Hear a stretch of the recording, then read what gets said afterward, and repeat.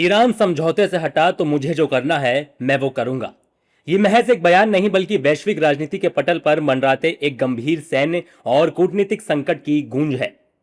Switzerland में America और Iran के बीच चल रही हालिया नाजुक शांति वार्ताओं के बीच इस कड़े रुख ने अंतर्राष्ट्रीय मीडिया और थिंक टैंक्स को हिलाकर रख दिया है।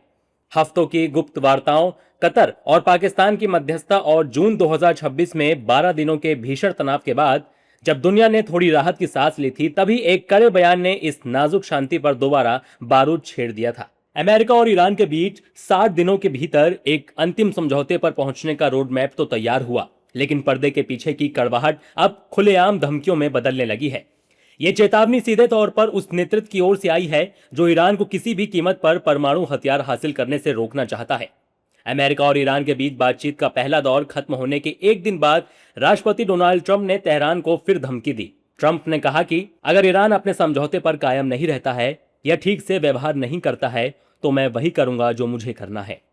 जब उनसे पूछा गया कि क्या समझौते के कारण अब ईरान उन पर दबाव बनाने में सक्षम है, तो ट्रंप ने कहा, उनकी नौसेना खत्म हो गई, उनकी वायुसेना खत्म हो गई, उनके सभी नेता मर चुके हैं, उनका पूरा देश बदहाल है, उनकी अर्थव्यवस्था पूरी तरह से बर्बाद हो चुकी है।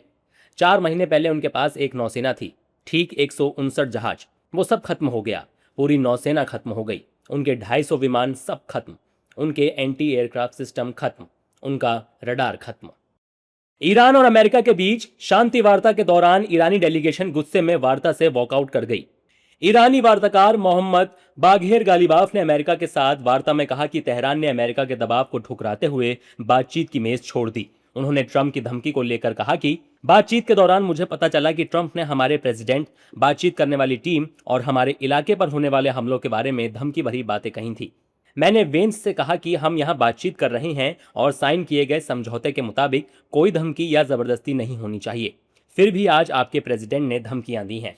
ट्रंप की ओर से यह चेतावनी अमेरिकी राष्ट्रपति और ईरानी प्रेसिडेंट मसूद पेजेश्कियन द्वारा अंतरिम डील पर हस्ताक्षर करने के कुछ दिनों बाद आई है।